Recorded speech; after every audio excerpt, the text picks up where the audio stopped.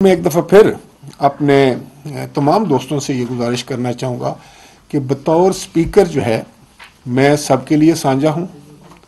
Being custodian of the house जो है मेरा कोई पसंद नापसंद नहीं है, लेकिन एक बात मैं ज़रूर कहूँगा हर जमात को कि इस वक्त मुल्क को मफामत की ज़रूरत है।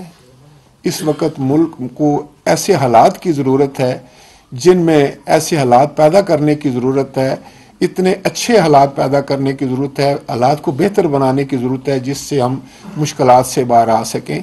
और ये 22 करोड़ लोगों का मुल्क है। इसमें मैं समझता हूँ कि ना किसी की ज़ाती अना होनी चाहिए, ना कोई ज़ाती ज़िद होनी चाहिए, बल्कि अपनी ज़ात से बालातर होकर, अपनी सियासत से बालातर होकर हमें पाकिस्तान के बारे में सोचना चाहिए, उसकी फ़िक्र करनी चाहिए। और वो जो दानिशगाह है ना जहाँ हम बैठ सकते हैं वो पार्लियामान है।